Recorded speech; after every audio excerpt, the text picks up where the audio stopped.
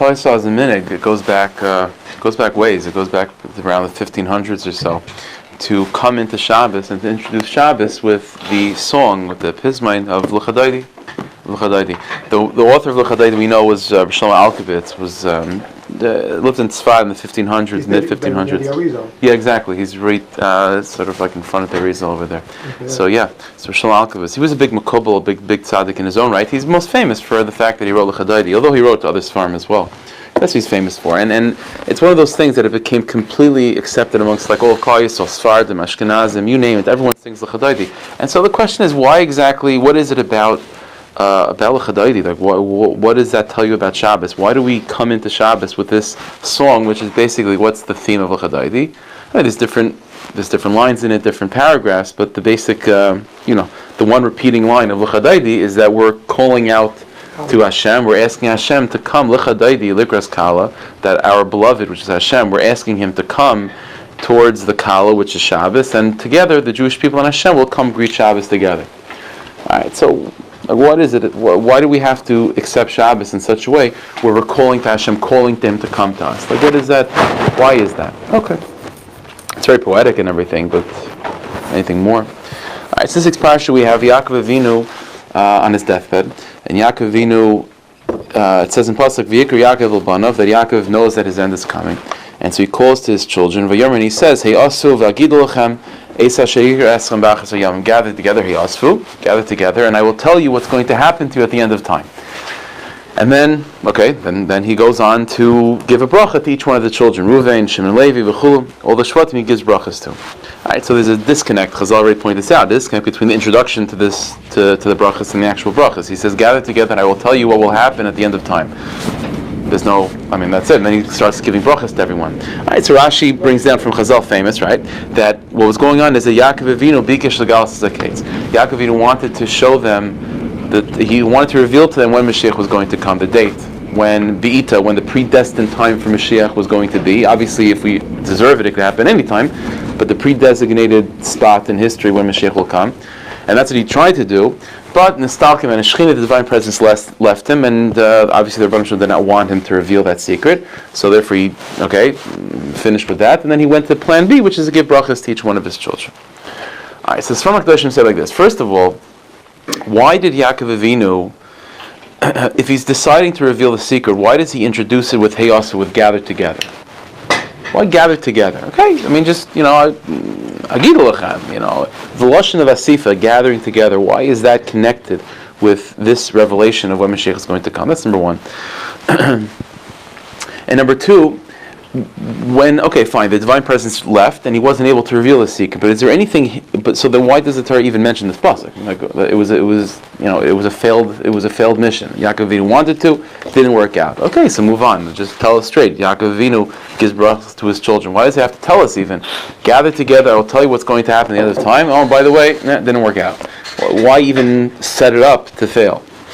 All right. So there's a teaching from the Tifer Shlomo, Rosh Shlomo Radomsker, the great Hasidic Rebbe. So he said like this: we know in halacha there's such a thing that if let's say let's say I'm moving or something, and I have a toaster oven, and I want to I put it online, wherever is anyone wants my toaster oven, come and take it. So you show up to my apartment, you want my toaster oven, good. So in order for you to own my toaster oven, so you have to do a kinyan. You have to do some act of acquisition. You have to show some ownership to it, right? For example, if let's say if let's say at some point I'd say, I want my toaster back. The guy's like, no, it's my toaster. When does it move from being my toaster to your toaster? Well, the answer is you have to do a ma'aseh kin. You have to do an act, some sort of ma'aseh, some sort of act showing ownership. There's different ways to do that. So one simple way is hagbah, is to pick up the item. When you raise the item from the ground or from whatever surface it's on a certain distance, a certain amount of space, that shows that it's yours. So, for example, in this case, the guy comes into the apartment, picks up the toaster oven. It's his toaster oven now, and I can't back out. We see this all the time. Let's say you go to a wedding or something, and they're signing the ksuba, right? So very often the rabbi will go to the chassan or something, or give him a yarmulke, give him a pen, and the guy's supposed to pick it up, right? Let's deal with that. Well, he's making an acquisition. He's owning that pen, and by doing so, he's obligating himself to whatever it says in the ksuba. You have to do a ma'aseh, do something to show ownership. That's a hagbah. let's say you're giving away your couch. So the guy has to pick up a couch. What do you do then? So there's another way to be kind of something, not with Hagbah, but with Meshicha, with drawing something, drawing it into your property. So how do you do that? So it's literally the guy schlepping the couch. When it moves out of the apartment into your apartment, that's called Meshicha. That's called pulling something. Okay. Let's say you want to give away your cat, right? So how do you give away a cat? So again, the guy could go and pick up the cat, or drag the cat, across the floor. You could do that too. But the Mishnah says in Kedushin like this, that if you're dealing with animals, you could do Meshicha, which is schlepping it, but not physically. There are two ways to do it. The Gemara says, Hechisha b'makel. Let's say this is a little bit nicer with a cow, let's say. Cats are a little bit more sensitive. So with a cow, right? So you want to get rid of your cow. Reuven wants to give his cow to Shimon. So what does Shimon do? He's going to schlepp a cow. Can't schlepp a cow. You can't pick up a cow either. So the Gemara says there's two ways. Hechisha b'makel. You take a stick, you hit it, and you make it move. By forcing it to move towards my apartment or my farm, that's called drawing it. So I don't have to physically schlepp it by the feet. If I hit it and I cause it to move, that's called me schlepping it. That's one way. Or kaira lavihiba, or if I call to it, if I make some noises and I convince the cow to come to me, that's also called schlepping it. So I don't have to physically schlepp something in order to acquire it. If I hit it and make it move to me, or if I call to it and make it move to me, that's also called drawing it to me. That's also called Meshicha. That's the halach.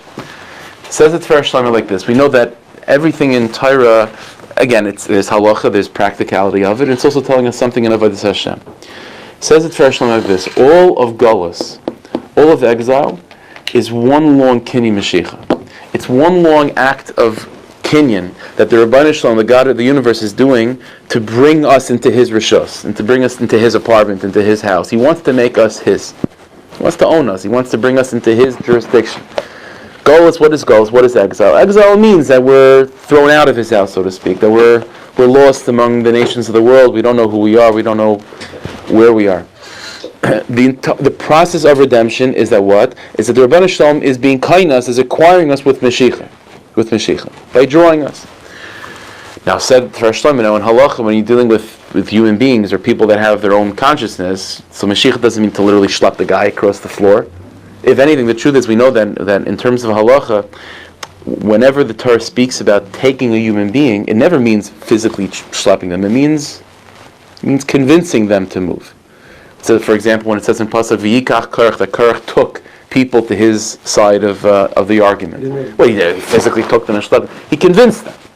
So said the Torah Shlomo, if the Rebbeinu Shalom wants to be Moshech us, the Rebbeinu Shalom wants to draw us into His rishos, into His jurisdiction, which is what the Rebbeinu Shalom was trying to do during Golus. Well, says the Mishnah, when you're dealing with people that have something that has a brain, then Meshicha can be done two ways: hitting it with a stick and making it go, or calling it and making it come through calling it. Said the Torah Shlomo, throughout the vast majority of our Golus, the Eitzah, the way that the Rebbeinu Shalom is drawing us into His jurisdiction, is by hitting us and making us go. That's the Torah Shlomo, and that's all the years of persecution and Golus. And therefore, in a certain sense, not only on a global level was the situation of the Jewish people in exile was one of constant punishment and constant being chased by enemies and v'chulu.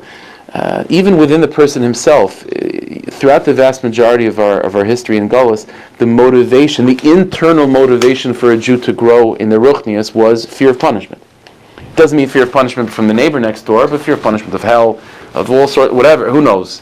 Fear of punishment, fear of Gehenna. That's what that's what drove the person internally to come closer to Hashem. That was a kinyan Mashiach. That's the Rebbeinu Shalom acquiring us, the Chish V'Makel, by hitting, or the threat of the hit.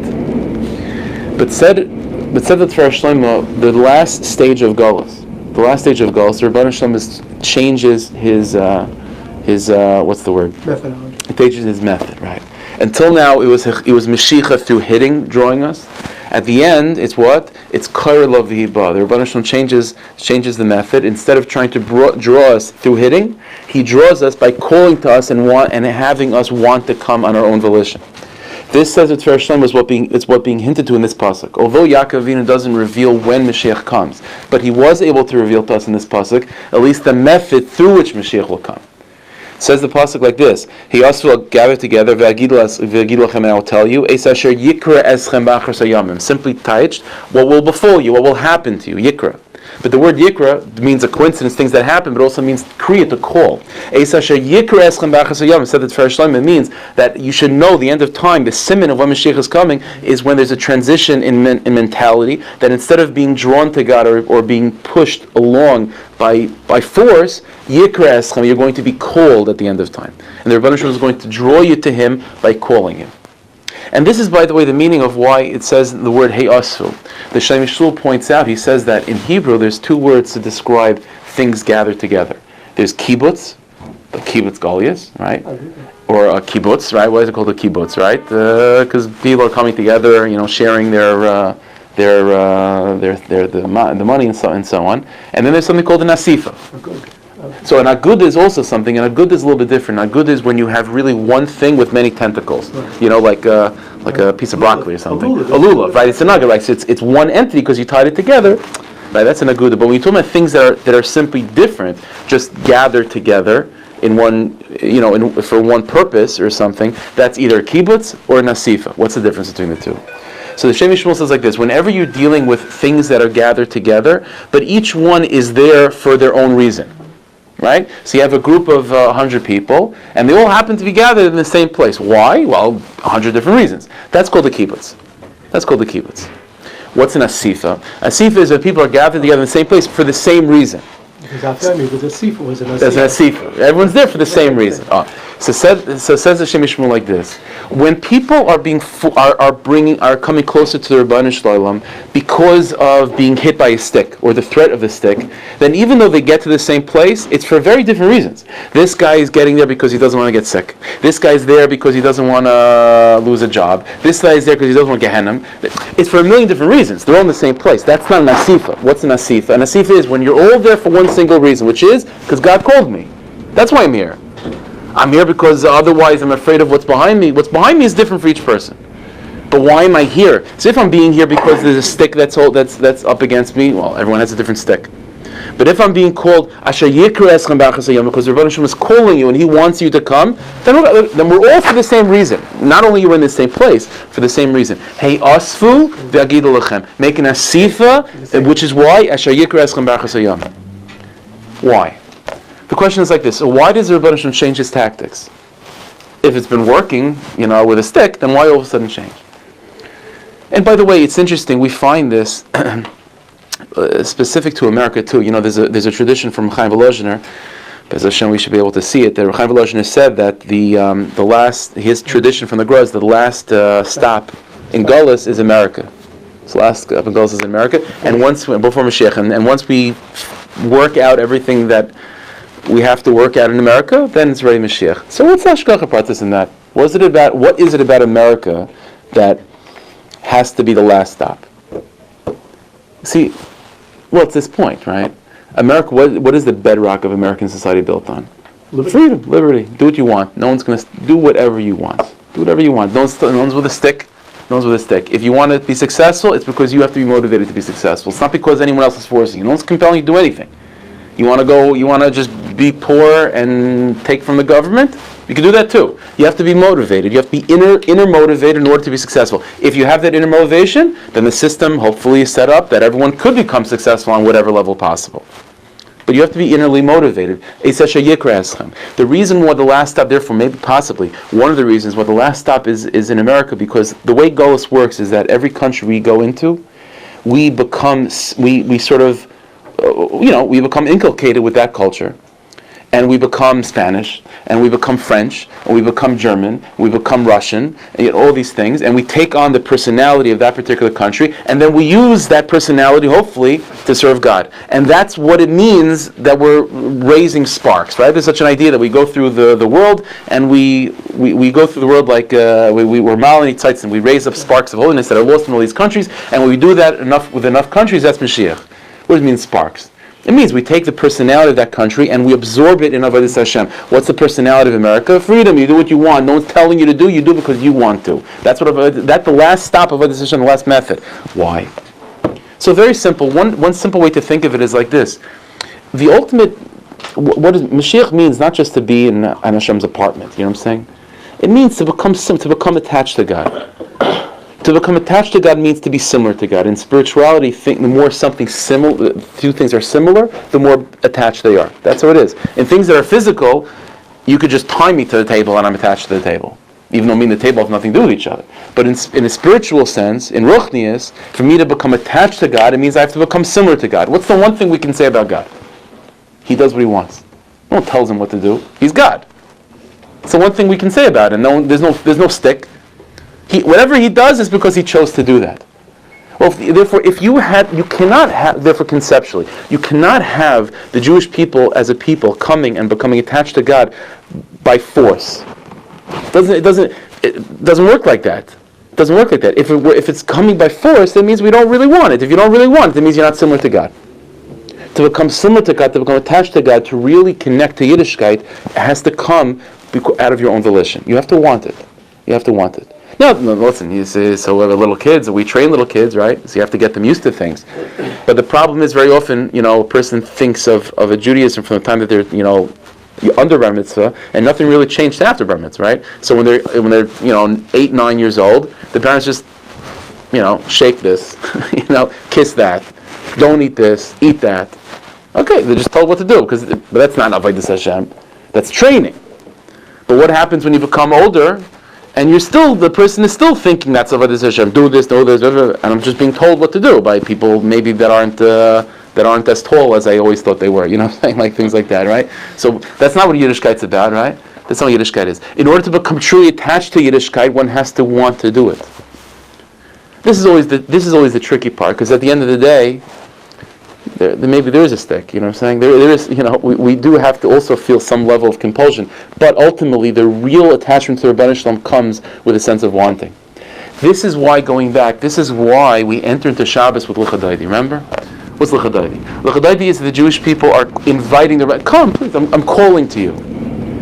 That's a response to the Rebbeinu Shalom calling us. You see, at the moment that we say L'chadaydi, that's the transition between the 6 days of the week and Shabbos. That's called Ikras de Mashiach. Just as historically, there's most of exile, and then there's the last tail end of exile when the Rebbeinu Shalom says, you know what, I'm not going to patch anymore, I'm just calling you. And when the Rebbeinu Shalom calls us, that means that we're holding back almost Shabbos. Just the very, very end of Friday, almost Shabbos. So therefore, just on a historical level, the mamash at the end of Friday, right as it's about to enter into Shabbos, which is Mashiach, the Rebbeinu Shalom says, you know what, I'm not compelling anymore, I'm just going to call you. Yeah, I need you to all be like Avraham Avinu's. Avraham Avinu wasn't forced. Avraham Avinu found this on his own, and he wanted it. The Rebbeinu Shalom says, I need you to be a generation of Avraham Avinu's. I need you to want this. And if you want it, that's the type of, that's the geula that's going to come from. Be Americans, you know what I'm saying? That's what the Rebbeinu Shalom wants. Well, just on a historical sense is like that, so we, on the miniature version, we reflect that every single week. As we're moving the last few minutes of Friday into Shabbos, we say to the Rebbeinu Shalom, you're calling us, we're calling you. And let's come to Shabbos voluntarily. That's what L'chadaydi is. That we're not here because we have to, v'chulu v'chulu. We're here because we want to. Rebbeinu Shalom, let's go greet Shabbos together voluntarily. Kaira love Yiba, call to her and she will come. That's avodas Hashem. That's what Yiddishkeit's about. No. That's what it is. The Rebbeinu Shalom wants us to want it. That's what it is. It's like the, I think it was Rebbeinu from Shischa. He said that even if a person doesn't want, he said if you want to want, that's also called wanting. He said, what if you don't even want that? He said, nice. To want is also wanting. Not that. So want. Until 10. He said until 10. Until 10 times, that's already called wanting. Past 10 is already, That's how we got out of Mitzrayim, right? This parsha sort of begins, we're all in Mitzrayim, Yaakov Avinu dies, it's the beginning of Galus, So we were in Mitzrayim for 210 years. What name did we get at? What divine name did Moshe Rabbeinu told that we're going to get out of Egypt with? With the name Eke. Aleph He Yud He. The name Eke means I will be, I want to be. So I want. The name Eke is equals numerically 21. 21 times 10 is 210. So we were in Egypt when we got out of Egypt because we wanted 10 steps removed from really wanting. Within 10, it's still called wanting. So that's the thing. So if a person doesn't want, if you want to want, if you don't even have that, then you daven that you should want to want. And that's called wanting. That's what Rebbeinu Shalom wants. When there's enough people, when there's enough Jews that really want it, not because they're compelled, not because they have to, because they want it. They want it. That's Mashiach. That's Mashiach. And we're going to see when Mashiach comes, and this last stop is America, but as Hashem, the transition should be smooth and simple and without any trauma. When that transition takes place, we're going to see that, give me liberty or give me death, right? That's how Mashiach comes. That's how Mashiach comes, because we want it. A generation of Avraham Avinu, like Chazal say, with you the bracha ends. We say Elokei Avram, Elokei Yaakov, but the bracha ends b'chol chayis with Avraham Avinu alone. Seder b'Shem Eshkav, that's how Galus also ends. Galus ends with a generation like Avraham Avinu, people that want it because they hear Hashem calling them. Hashem is saying, "You want? I'm not forcing you, but I'm letting you know that I would be more than happy if you came. It would make my day if you came." And the response is, "Okay, I'll make you happy." That's also part of it. If we realize how much Hashem, how much nachas we give Him by us coming. But Ditchever said, for example, he said that's the highest level of Avodas Hashem, of doing things because it makes Hashem happy. It makes you happy too to make Hashem happy. It's true. You feel satisfaction from it. But ultimately, you do because God enjoys it so much. Why does He enjoy it? How? I have no idea. We know it makes Him happy, so you do. It makes Him happy. That's how a person develops Ahavas Hashem. Hashem shel v'yishvi to hear that voice of Karla v'Hiba and to respond with L'chadayid l'kraskala, Pnei Shabbos Nakabla v'Vias Gal Tzedek, B'meher v'min Amen.